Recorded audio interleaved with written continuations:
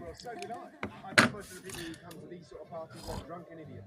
I said all these people are idiots. Yeah, basically a 4 for 10. Basically, he's a guy who's living on his own. He doesn't have a wife or children. He lives on his own. He's supposed to be like in his early 30s, late 20s, early 30s. Morgan Freeman was actually pretty free when he actually made this movie. Now, that's not Zoe Deschanel. She had, like I said, this is the first movie I actually saw her in. Zoe Deschanel after this movie. Now, the year before this movie, her career really blew up when she started in Elf.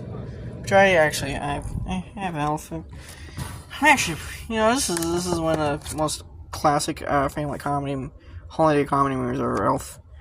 And she's listed right there. So now after this movie, Zoe Deschanel's career didn't really take off. She mainly had supporting bit part movies, well in big movies. She popped up in Bridge to Terabithia. If anyone remember, does anyone remember that movie? It was a fantasy drama movie. I actually remember seeing it as a kid, so mainly because it was heavily because it was because everyone probably remembers when it was actually kind of fake, falsely advertised as a big fantasy movie when it's actually a drama movie that takes place largely in reality.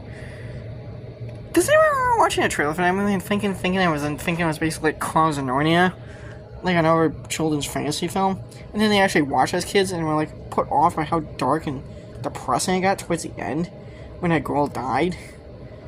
And then Zoe Deschanel, she was also in The Happening. Does anyone remember that movie, that Rachel Law movie?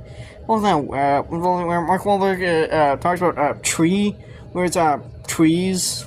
Yeah, where it's the trees I was calling there. Yeah, where it caused me. I think there was a YouTube poop about it. There's a YouTube poop and there's an internet meme about it. The trees did. Does anyone remember that movie? Yeah, it's fun, a lot of jokes. I think it's Mark Wahlberg, a guy that a lot of people thought played a high school science teacher. That's Sam Rockwell right there. He plays as Zeepwell Beeblebox. Yeah, that's his name. Now here's where 40 pulls out this thing. It's a scanner. Basically, with 40, he's actually. Little does the Arthur actually realize he's actually. And on Arthur Day, he's basically dressed in his towels.